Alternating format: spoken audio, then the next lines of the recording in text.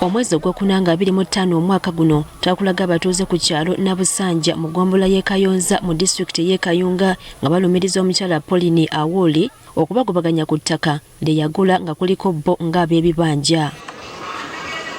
Bano bali bamwekokkola okubasindiikiriza okuva ku ttaka okukoona ennyumba zaabwe okubonoonera emmere kyokka nga ku ttaka lino kwe baali bamaze emyaka n'ebisiibo.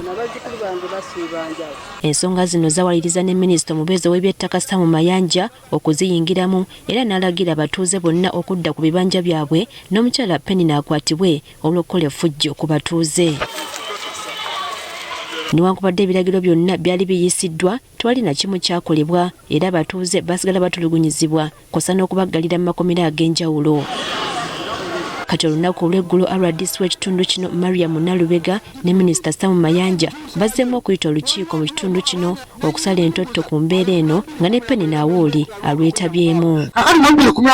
Abatuuze nga bali wamu ne ssentebe waabwe basoose kulombojja nnaku gye bayiseemu omuli n'okutuntuzibwa abantu abagambibwa okuleetebwa omukyala Penny Awoli. Ku supiidi baatujja wano ssaawa 10 okutuusa 10 n'emutuuka statement ssaawa zagenda okuwera 2 nga batwala wa mu kooti. Mutuuka walinga osabagamba nti amwe ensonga zammwe empanvu katukubire RPC. Abantu ebene bali bakwidogema abaana bange mu nnumba.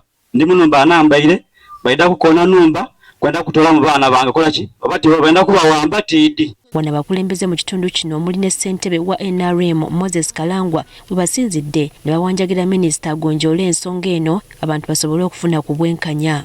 Abantu tebakyagenda mu bibanja byabwe, abantu n'okuzaala kati okuva n'olwo N'olwekyo nsaba Madamu Penny naliwa lwakirira okukwata gwe naawe n'ogenda mu kkomera mu kyama ky'abatuuze wano.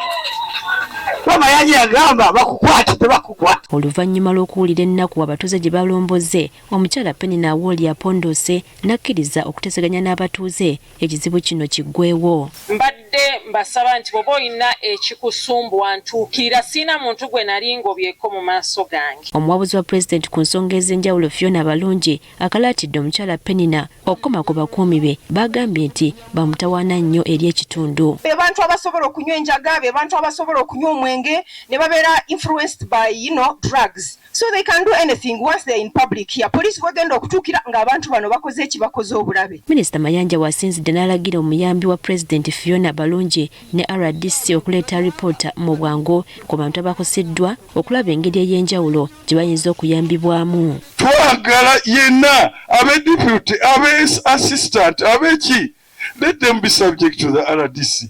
Onakakasizza ng'ensonga bwe zigonjoddwa n'ategeeza ng'abantu bye bagenda okufuna obuweerero. Special advisor, senior assistant, special advisor wa president uno wano to witness this and n'abali abali conflict abali bagamba nti bagira ki batugira ki nakyo kiwedde era babano mu kifaananyi. Omuwabuzi wa pulezidenti awanjagidde abatuuze okolaganira awamu naye mu kunoonyereza ku nsonga eno basobole okutuuka ku mazima. Amateeka ga mu kooti because sigakkiririzaamu olwo bagakozesa ne bagoonoona so nze nkozesa natural kati era nja kusalira omusango ogaane ogende mu kooti gukusinga oyo nonna obudde weekube mu mutima weetereeze ngenda okuyita ng'ogenda kuŋŋamba mazima tuleme kwonoona budde. Oluvannyuma bano nga bali wamu n'abatuuze balambudde ettaka lino eririko endooliito.